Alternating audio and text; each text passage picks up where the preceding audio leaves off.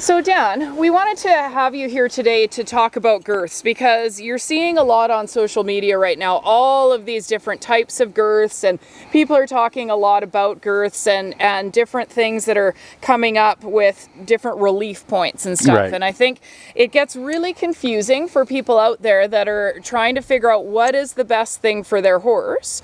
So I thought maybe you could talk us through some girths because ever since I got one of your girths, I've totally got rid of all my girthing problems, I just feel like you have an excellent amount of knowledge when it comes to why a girth should, or how a girth should fit, and the reasons why. Okay.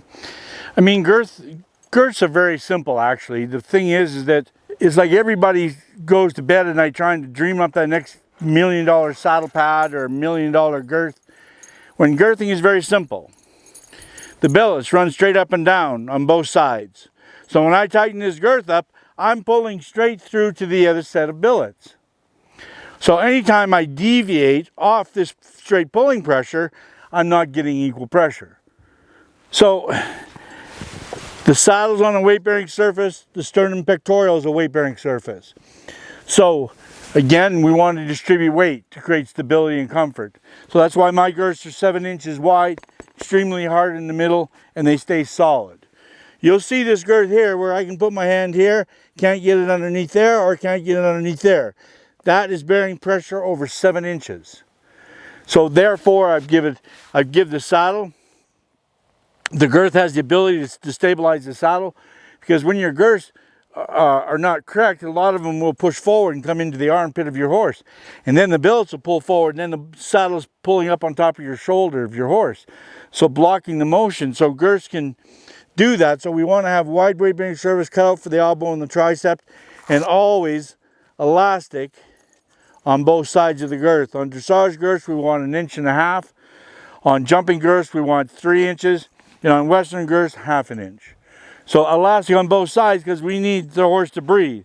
And I need that girth to give the rib cavity the ability to expand and contract freely. Okay?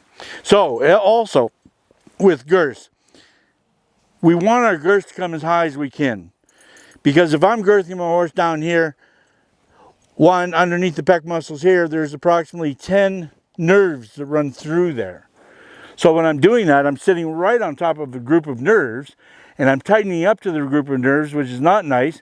And then, for example, if I grab Tina and I squeeze her right here on the rib cage, where it's still rounding, that collapses it, and that hurts a lot. If I come to the widest part, I can squeeze hard as I want, and it gets no reaction. Same thing with the horse. The strongest part of the rib cage is the widest part. So I want to see my girth come 3 to 4 fingers from the bottom of my flap, and that's where I want to see a girth lie. And that way I'm up high, I'm away from the cluster of nerves that run through here.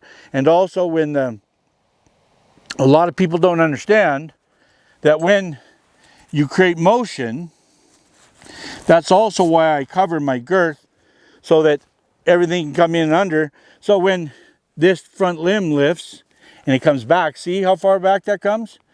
And if I have my buckles not all underneath here, guess what it's hitting? My elbow is hitting all them buckles and everything else. But it seems I have it up here. I'm away from all that, and that shoulder now has, or the elbow now has the freedom to come back and have all the freedom in the world. So lots of girths, for example, if you can grab, we want elastic on both sides of our girth. These have no elasticity at all. And the middle, you can scrunch it down, which means you're getting 1 inch of weight bearing surface through the pec muscle. So this to me is not a good girth. This one here, again, anytime you can scrunch it, you're only going to get 1 inch of weight bearing surface in the middle. So it does nothing. This one I call a knife girth because these two pieces of foam just push away, and that's the only thing bearing weight on your horse's sternum. So we have that, and then we have the neoprene. Neoprene should never be put anywhere near a horse. Neoprene is the worst thing for a horse there ever is. I see Western saddle pads that have neoprene stitched to the bottom of the saddle pad, so everything on top of the horse is neoprene. It doesn't breathe. Take it off, the horse is sweating all over, dripping sweat. And the spinal processes can't breathe because it's encased with something that doesn't allow it to breathe. So neoprene should never be there. And then also again, it just folds up in your hand. You don't want anything that folds. You want something that's rock solid, bears through here. And then if all these shape girths out there that they have, and they come down from the billet and then they go forward and then they come back into the sternum and then they go forward and then they come back. If I tighten up one of them on top of a horse, I can easily put my hand in the front of the girth and get my hand all the way back to the back. So the whole front part of the girth isn't even sitting on the horse. The only thing it's touching is the last inch. So I mean, it's so easily. You have to follow the force. And the force is if I come through here, I pull straight down through there, straight to there. So now that's the way it pulls. And if this isn't strong enough, this leather will lift and this leather will lift, and you'll see a crease in your girth. Comes right where you're bringing your pressure. And then Dan, could you just comment on these ones here that we see at lots in Jumperland where they have just the elastics on the one side? Yeah, elastic on the one side is very bad, because when you have that, that's when you can also get chafing, because when your horse is breathing, only one side's giving, the other side's solid. So you can get some chafing of hair on that side. Always have elastic on both sides, because you have a dead head. This is not allowing any breathing or anything else. And this doesn't allow the horse to breathe freely either, because you're only pulling from one side. So, and then you have in the jumping world also where you have girths that the back one will be high and the front one will be low. So what does that do? First thing it does is when I tighten this one, and then when I tighten this one, it pushes the girth forward into the armpit of the horse.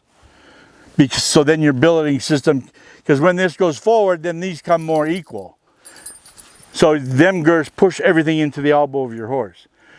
You need to stay out of the armpit of your horse. You need to stay off the elbow. But then again, there's girths out there that call themselves shoulder relief girths. How can something that sits 2 feet away from the shoulder free a shoulder? Especially if the tree in the saddle is totally wrong. The tree's blocking your shoulder and there's nothing your girth is going to do to help that. Girths are not meant to free a shoulder. You can design a girth so it stays out of the armpit of your horse and stays away from the elbow, but freeing the elbow doesn't free the shoulder. You still have to get by the tree. So many things out there today in girths and saddle pads and all that, they're trying to claim something they're not doing. And some of them are very, very expensive girths, close to $450, and some are not, but they're not doing it. And then chafing, when you get chafing of your horse from a girth, the girth is the culprit that's doing it, but the real reason is your tree in your saddle. If the tree in your saddle is not right, it allows your saddle to shift side to side, which therefore your girth will shift side to side. If your tree fits, your girth can't make your saddle shift, but your saddle doesn't fit, you can make your girth shift, which that chafing gets us gelding of our horses. So that's a very important thing, that when you start, I have people that phone me all the time saying, can I try your girth? And I said, if you're trying to get my girth to fix the problem that you're having because of your saddle, my girth is not going to fix it. You have to fix your tree and you have to fix your saddle. So girths are very important to allow horses to breathe and everything else. In 2009 in the University of Utrecht, one of the graduating vets did his thesis on girths. He tested 28 girths. So he did a compression pad underneath the sternum and all that, and did the testing. He tested 28 girths. My girths won hands down, because they bear pressure where they're supposed to, they distribute where they're supposed to, they have elastic on both sides, allows the breathing, and has far less pressure.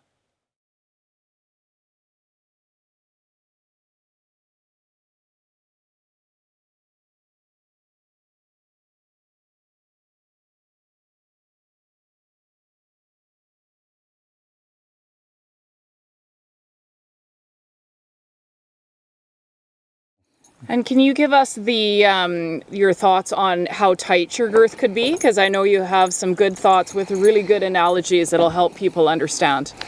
To me, I mean, a lot of people think that you should have your girths loose.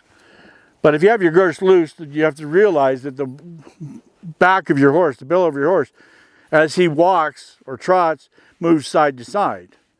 So if your girth is loose, your saddle is going to shift side to side over his back.